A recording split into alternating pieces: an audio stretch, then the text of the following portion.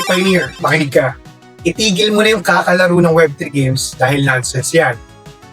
Yun yung sabi ng iba. Mali ka dyan, no? Baka hindi game ang problema. Baka hindi lang gets ang role niya, no? Maraming Pioneer ang tumitingin sa Web3 games like ordinary games lang. Parang laro lang yan, sayang lang naman sa oras. Pero pag may crypto involved, iba na ang usapan. Hindi na lang yan tap-tap habang nasa CR ka, Pioneer. Crypto is risky, alam naman natin yan. Pero ignorance is riskier. Hindi lahat ng utility nagsisimula sa malaking announcement, no?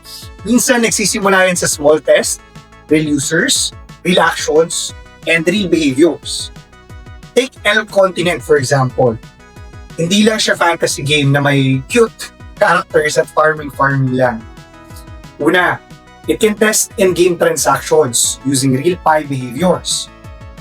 Pangalawa, possible assets like Elf Sigil can show kung paano gagalaw ang value inside the game economy. At pangatlo, it teaches users how digital ownership works, hindi puro price prediction. Utility over noise, lagi matatanggitaan. Parang ganito lang yan, no? Uy, galaw naman ito. Okay, parang ganito lang yan. Parang sa tindahan na tipong galaw naman. Okay, para sa tindahan yan, no? Na hindi mo malalaman kung may market kung walang bumibili. At walang nabibenta at walang gumagamit. Right? So Web3 games are not nonsense. Kapag may real users na, real utility, ayan, and real transactions katulad ng nangyari ngayon sa LCG or let me say Elf Continent, hindi lang yan mine na lang. No? Huwag puro FOMO or fear of missing out. Mag-aaral muna tayo.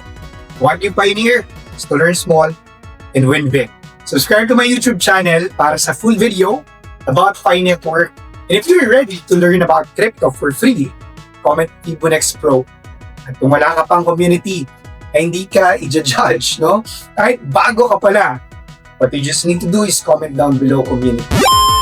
Pioneer,